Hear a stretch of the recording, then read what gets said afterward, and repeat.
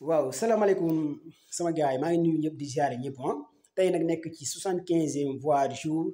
Russie Ukraine mooy opération militaire bi nga xamante ne yéen ñëpp xam ngeen ko mooy opération militaire bi Vladimir Poutine def fi nga xamante ne mooy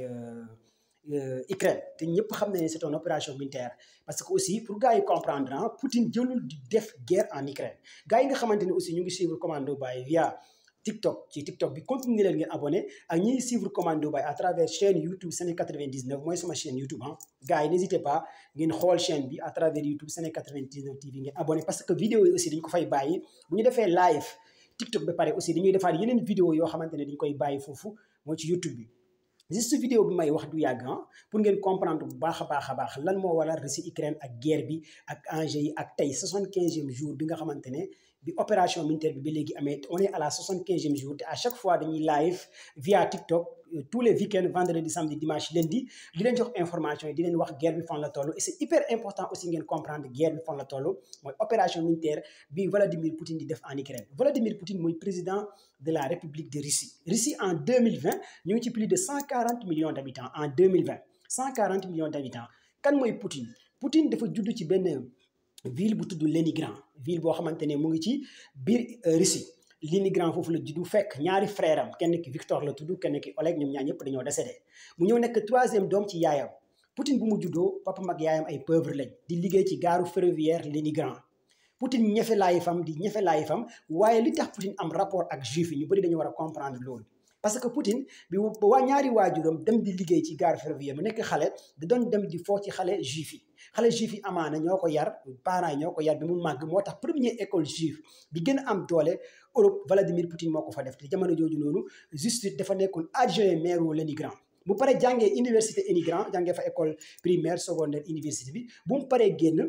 mu intégré service su KGB mooy service secret li nga xamante ne Russie ñëpp xam nañ ne Poutine c'est un agent de KGB te KGB pour ngeen comprendre mooy service de secret comme ni ngay waxee CIA lépp lu jëm ci wàllu espionnage yi àddina bi ñoom xam nañ ko lépp lu jëm ci wàllu matériel yu sophistiqué boo defee service KGB da ngay comprendre da ngay xam lan mooy un agent KGB loolu c'est très important aussi ngeen comprendre ko et c'est très important aussi ngeen xam ko lan mooy un agent KGB après bu mu nekkee KGB mu nekk fa grade lieutenant-colonel à travers ce grade lieutenant-colonel ci la dem fi nga xamante ne Allemagne yóbbu ko fa mu def fa 5 ans état Russie moo ko yóbbu woon Allemagne mu def fa 5 ans li nga xamante ne ci benn centre espionnage bu nekk Allemagne mu def fa 5 ans di jàng def fa 5 ans dafay investigation ak yeneen réew mu ñib si mu nekk lieutenant-colonel ñu nommé ko conseiller recteur université Léningrad boobu nekkagul président Russie ku koy Vladimir Poutine. kon gars yi xam Poutine c'est un militaire avant qu'il devienne président de la République de Russie militaire la d'abord mu nekk conseiller université Léningrad bi nga xamante ne foofu la génnee foofu la jàngee mu nekk fa conseiller 2 ans 3 ans après ci la intégré li nga xamante ne mooy gouvernement Russie c'est hyper important ngeen xam ko jékki-jékkiwul nekk président vice-président la nekk après bi président Russie bi quitté te avant muy intégrer gouvernement Russie oligarchie Russie il y a des gens yu ñuy wooye ay oligarches mooy gars yi gën a am xaalis Russie les milliardaires même le propriétaire de Chelsea ki tudd Abramovich kooku c'est un oligarque ñoom ñoo forcé Poutine pour mu intégrer li nga xamante ne mooy gouvernement pour mu def politique parce que xam nañ ne c'est un gars boo xamante ne lenn la am na caractère bëgg na Russie te bu intégré ci gouvernement bi dina def lu bëree bëri dans le cadre de la politique ci la dugg politique mu nekk vice-président de la République de Russie président bi quitté après mu nekk président Russie mu nekkee président Russie mu def mandaam jeex ñu def élection mu gagné en premier tour mu nekkaat président mu def ñaari mandat yi jeex mu nar a bàyyi bu mu naree bàyyi beneen président bi waroon ñëw postuler gagné élection yi kooku moo ko joxaat léegi ne ko continuer parce que gis nañ ne depuis bu mu defee 2 mandats yi passé dafa jël Russie niveau 1 yóbbu ko niveau 3 kon c'est un bon président ci côté puissance nucléaire Russie nekk numéro 1 parce que jamono ji Russie mu ngi ci ay 6200 et poussière ogive nucléaire mu ñëw jiitu ci États-Unis côté ogive nucléaire États-Unis ñëw 5200 et poussière ogive nucléaire Chine ñëw en 3e position ci côté nucléaire ogive nucléaire France ñëw en 4e position ci jamono réew yi détenir affaire nucléaire 9 pays la mais 4 yi laa leen di wax après ci la Poutine nekk président de la République de Russie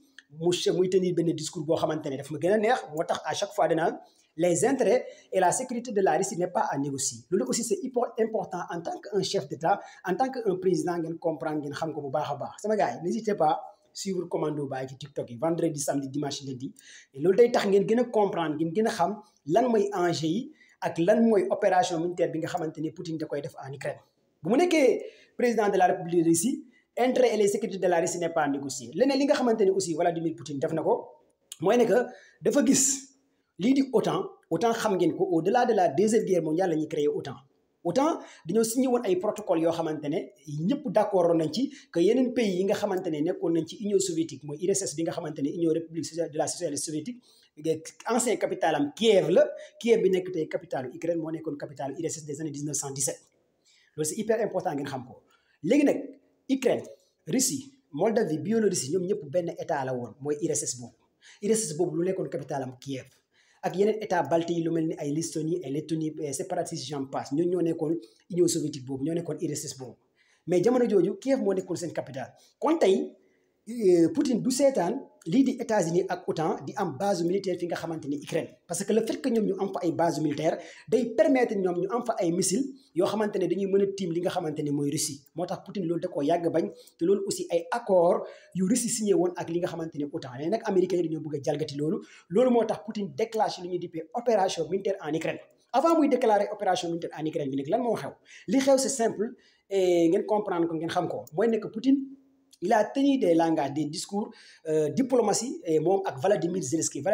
mooy président de la République de l'Ukraine waxtaan nag moom plus de 4 reprises 5 reprises pour mu jëm ko convaincre kooku bañ a intégré fi nga xamante ni OTAN mu xamal ko ne man ak yow ay cousine lañ parce que suñu réew yi ñoo bokkoon muy Russie muy Biélorussie muy Moldavie j'en passe mais comme que Vladimir Zelensky c'est un ancien acteur de téléfilm ay acteur film na cinéma la amul ay bagages chef d'État moom l'essentiel comme que États-Unis nax nañ ko français yi nax nañ ko OTAN nax nañ ko moom déggut li koy Poutine di wax moom nag ne bëgg a forcer barrage pour intégrer lii di OTAN ci la Poutine nag ne caaxaan jeex na du seetaan lii di OTAN jalgati protocole yi jalgati règle yi bëgg a forcer kii di Ukraine intégrer lii di OTAN te Ukraine bu intégrer OTAN loolu day pousser OTAN day gën a élargir ses bases dañuy gën a yaatu dañuy gën a sës Russie jege Russie loolu aussi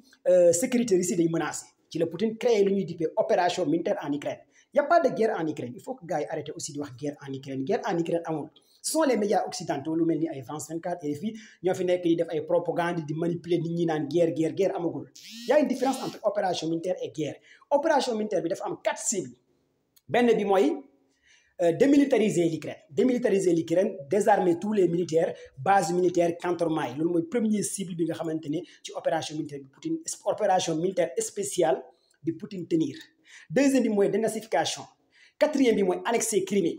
mettre Donbass république muy 4 critères yi nga xamante ni loolu moo tax a jóg opération militaire spéciale bi Poutine di def fi nga xamante ne Ukraine léegi nag médias occidentaux yi en complicité autant 30 pays nekk autant États-Unis ñoom ñoo naan guerre en Ukraine alors qu'il y a pas de guerre c'est différent ak opération spéciale amoo droit di rey ay civils amoo droit di rey ay mecs li la gën a soxal mooy militaires yi ak base militaires yi ak cantonnement yi nga couper li nga xamante ni puissance su dëkk bi économique dëkk bi pour dëkk bi wàcc ba zéro nga xamante ni dëkk bi du amati doole du amati puissance nga xamante ne day ngay pousser président bi mu bàyyi def fa keneen koo xamante ne militaire la nga xamante ne économique dëkk bi yëpp dañ koy paralyser lépp loolu la Poutine def stratégie boobu te stratégie bi en 2 semaines il a réussi parce que xam ngeen Ukraine 13 régions la secteur yu gën a dense yi xam nañ ko mooy Crimée da koo récupérer en 1 semaine il a récupéré Crimée ba pare récupérer Crimée Donbass mu récupérer ko ceinture dëkk bi muy mer d'Azov ay 4 flottes moo nekk flotte armée Russie 4 flottes mais flotte yi ñu ngi am na flotte nord yu fa nekk te loolu armée Russie ñoo fa nekk am ak mer d'Azov beneen flotte bi mu ngi secteur mer d'Azov beneen bi mu ngi mer Baltique beneen bi mu ngi mer Noire yaa ngi comprendre foofu yëpp gars yi dañoo ceinturer Ukraine tëj Ukraine nga xamante ne pour nga dugg sax c'est tout un problème léegi nag OTAN et les États-Unis amuñ benn possibilité pour mën a accéder fi nga xamante ne Ukraine parce que dafa tëj dëkk bi xool yeneen région yu gën a am solo lu mel ni ay Zaporizhzhia centrale nucléaire bi ak Tchernobyl centrale nucléaire yëpp mu récupéré ko ba pare lu mel ni ay ville Kherson en Ukraine ay ville Donetsk ay ville Lugansk ak fi nga xamante ne Crimée ak Mariupol la fois passée gis ngeen semaine bi yëpp Mariupol da koo assiégé centrale usine d'Azovstal bi nga xamante ne militaire dañoo doon làqu fa jël fa ay civils comme des boucliers ba kii di Antonio Guterres demoon Russie di négocier pour ñu permettre def benn couloir permettre civils yi nekk ci usine d'Azovstal bi génn Russie ne d'accord na Poutine ne d'accord na waaye à condition que dañuy encercler usine bi di xool ndax ci biir usine bi du am yeneen nazi yu fa nekk wala yeneen milices yoo xamante ne wala yeneen militaires yoo xamante ne dañoo bokk ci OTAN bi pour def ay vérification c'est hyper important pour ngeen comprendre lan moo xew ci li centrale d'Azovstal bi loolu mooy li leer loolu mooy lu am dinañ ñëwaat ci yeneen live yeneen chronique gën leen expliquer ngeen comprendre lan mooy opération militaire bi ak li nga xamante ne Vladimir Poutine da koy def abonné leen sama gars yi